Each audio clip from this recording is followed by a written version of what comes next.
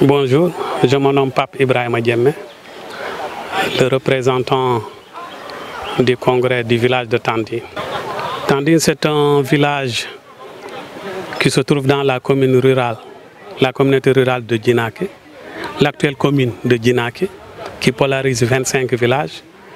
Mais Tandine aussi se trouve dans la zone des palmiers, qui regroupe aussi 12 villages.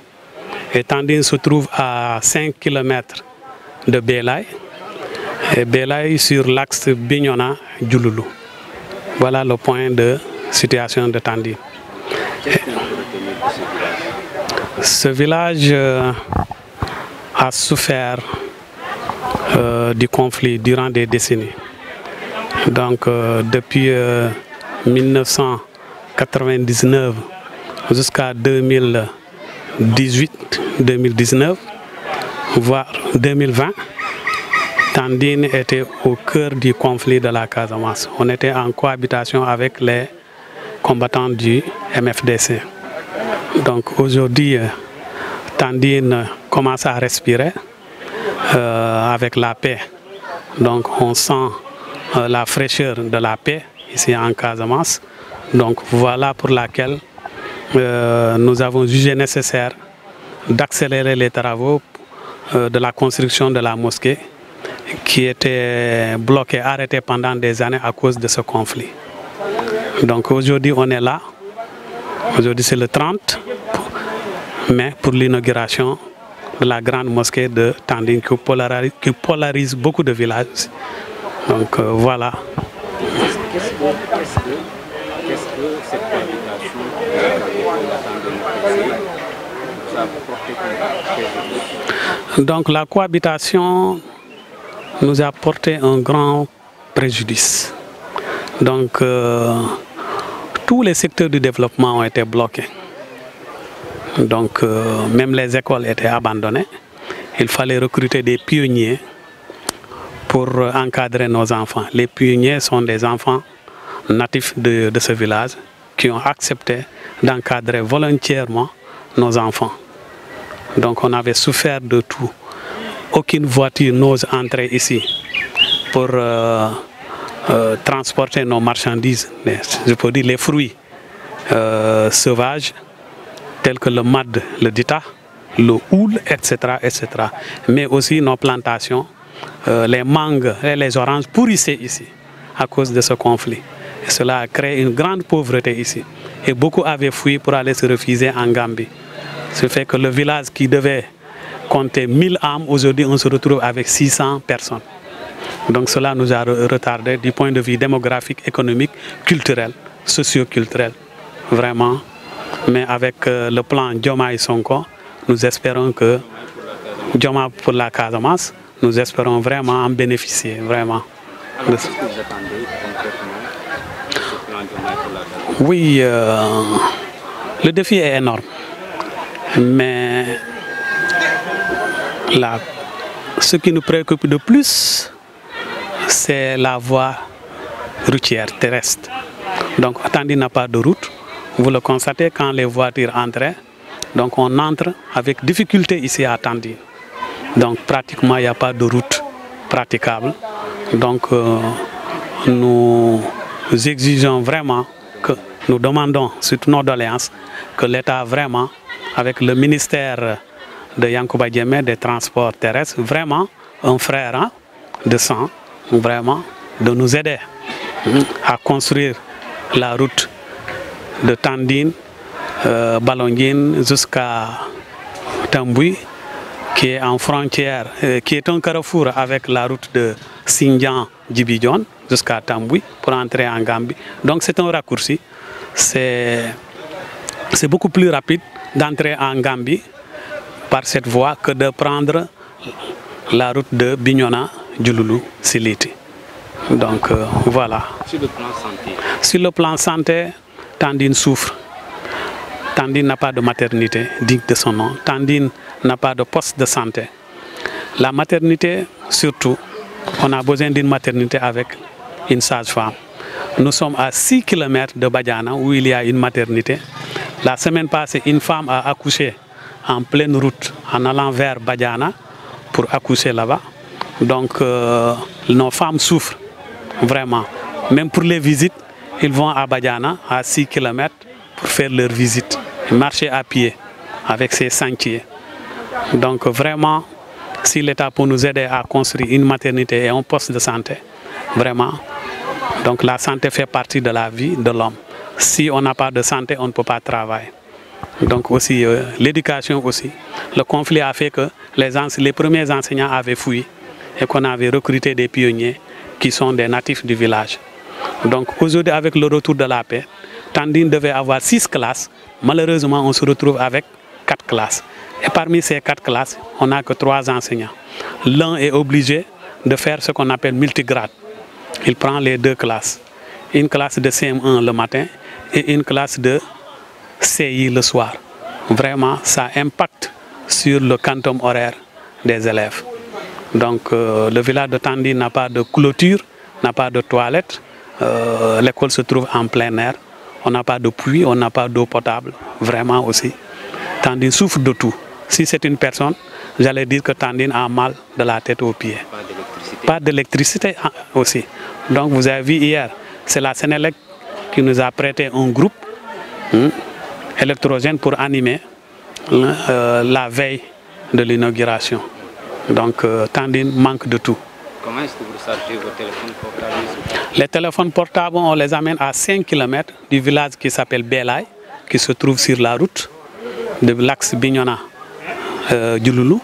C'est là-bas où on charge nos portables. Donc il n'y a pas de réseau téléphonique aussi ici. Donc vraiment, le net aujourd'hui, l'Internet fait partie du développement. Donc ça fait partie des moyens de communication aujourd'hui pour faire passer les messages vite. Pour savoir être au diapason du reste du monde, on a besoin du net. Donc tout manque ici. On a besoin aussi d'une antenne des agents des eaux et forêts. Donc avec le conflit, ils ont détruit la forêt. Donc Tandine était le grenier de l'huile de palme. Aujourd'hui, l'huile de palme commence à manquer parce que tous les palmiers ont été saccagés. Il y a aussi les feux de brousse qui ravagent aussi beaucoup d'arbres, qui brûlent certains arbres qui sont indispensables à la vie de l'homme. Donc nous avons besoin du ministère de l'Environnement pour qu'il y ait une antenne des agents des eaux et forêts vraiment pour nous aider à reboiser ce village-là aussi. Alors le constat est que ici, le moyen de transport reste le moto Jakarta. Oui, ici même le Jakarta avec les sentiers. Un sentier, c'est une petite piste que une seule personne emprunte. Donc avec les Jakarta, c'est des risques encore. Donc normalement, nous souhaiterons avoir des voitures que d'utiliser ces motos Jakarta. Donc ces motos vraiment ne sont pas adéquates vraiment pour assurer le transport. Je suis Pape Ibrahima Diémé, je suis le président du congrès de Tandine, le délégué, le porte-parole en même temps.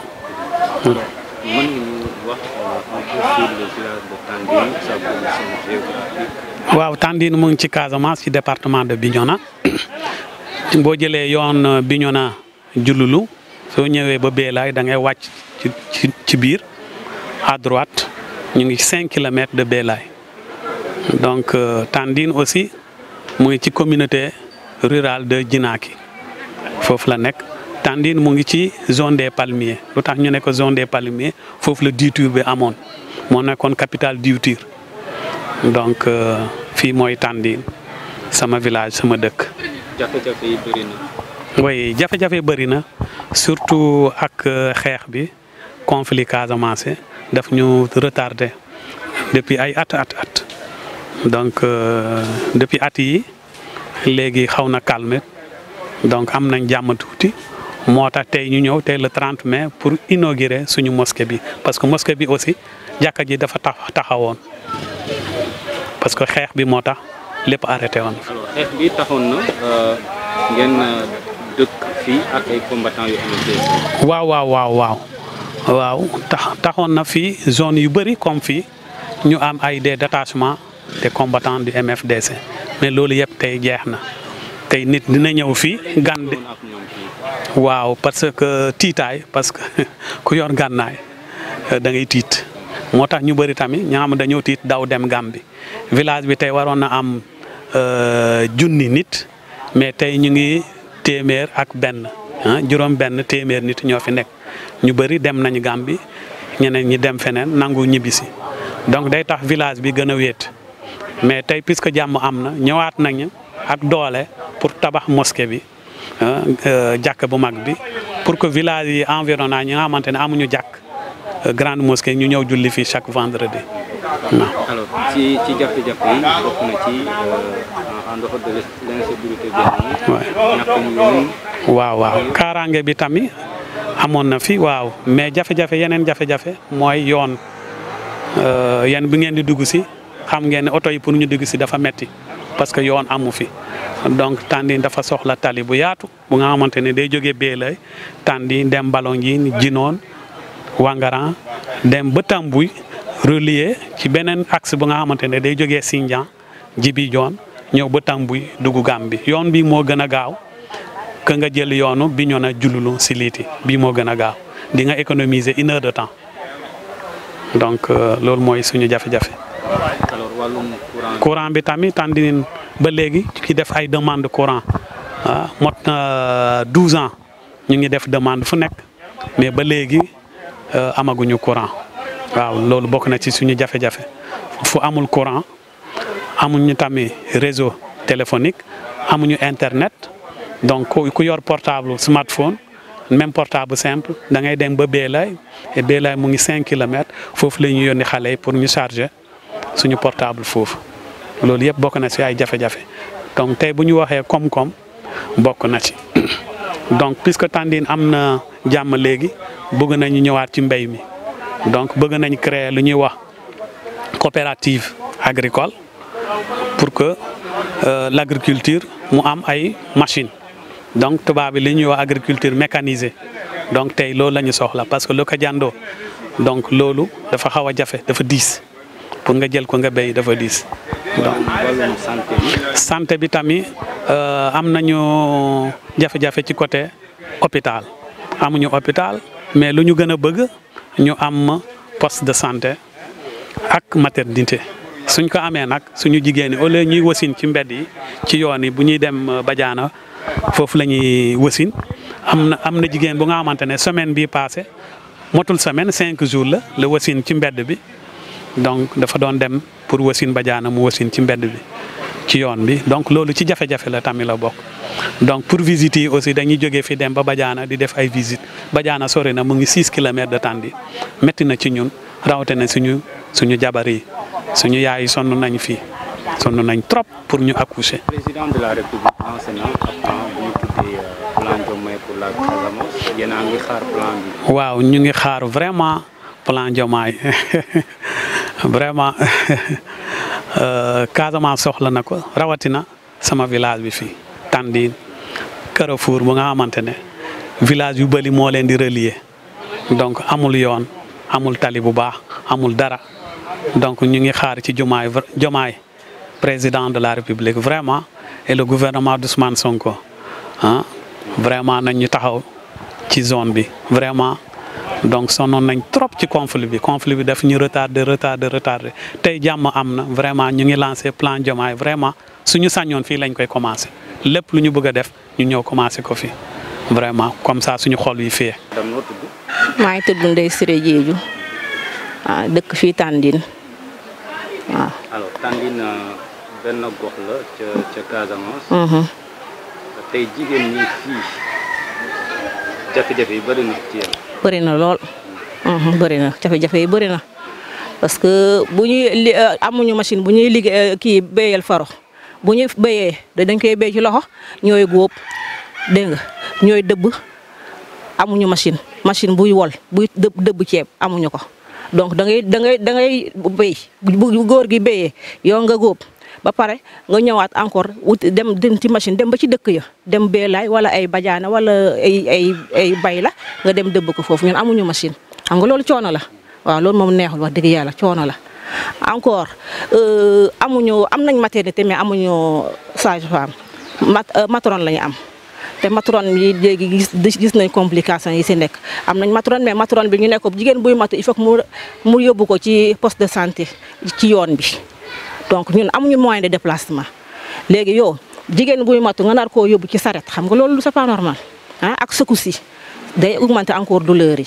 loolu saret ngeen di transporter. saret wala taf-taf 3 roues yi xam nga loolu tamit c'est pas normal waaw mooy cak-cak yi xam nga loolu normalul waaw ci jigéen buy matu loolu c'est pas normal mun naam sax balaa moo yegg sax fa mu jëm mu wasin ci yoon bi te ce qui n'est pas normal waaw bu ñu sañoon daal moom ñu am comme nee nañu matron yi ñoom léegi dootuñu kii dawle kenn léegi ñoom ñu wutal ñu sage-femme mais le fait de dire que jigéen buy matu da nga war a dem ci poste de santé ci yoon c'est-à-dire si yoon bi daal sur la nationale léegi yow ñun amuñu moyen de déplacement 2 suñu yoon yi baaxul yow dugg si nga xam gis nga yoon nu mu mel yoon yi baaxul santul yàlla mais nu ñuy def amuñu ci pexe bu ñu amoon pexe bu ñu sañoon tey suñu yoon yi day baax booy dem fenn da ngay dem sans aucun problème mais suñu yoon yi baaxul dégg nga waaw.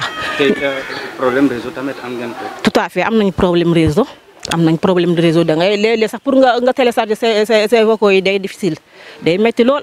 day métti donc te léegi moom xam nga léegi ñoom ñoom WhatsApp lañuy déggante communiquer WhatsApp moo gën a yomb ko appel moom léeg-léeg da ngay woo da nga koy naan allo moom wala soit yow nga dégg ko moom du la dégg wala moom mu dégg la yow doo la dégg donc ça ne passe pas la communication ne va pas comme il faut voilà.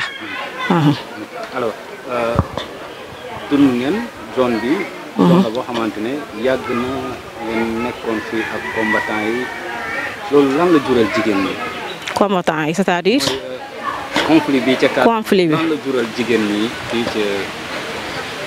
conflit bi moom andi bon sonal nañu parce que da ngay bëgg a dem fenn doo mën a dem yoo kenn il faut que nga wut ku lay accompagner parce que c'est pas sûr insécurité moo fi amoon mais léegi alhamdulilah sant yàlla bu wër a wër la amoon amatul léegi moom di nga dem fenn sans aucun problème di nga dem si jàmm yoon del si jàmm. président Diomaye am na plan bu mu lancé ne plan Diomaye pour la Casamance. jigéen ñi yéen a ngi koy xaar fii. ñoo ngi koy xaar incha allah ñoo ngi koy xaar te yaakaar nañu ne bu ñëwee tamit dinañu dimbali waaw ñu am nañ yaakaar bu mag a mag ci moom. ngeen di xaar exactement ci plan Diomaye. ci plan Diomaye pour mu dimbali ñu rek ci coon ñu mu génne ñu ci difficulté yi ñu nekkee fii Casamance mooy maanaam limal ni waaw mu génnee ñu ci bu ñu ci génnee vraiment sant dinañ kontaan bu baax a baax waaw ñu ngi koy xaar de dëggantaan ñoo ngi koy xaar.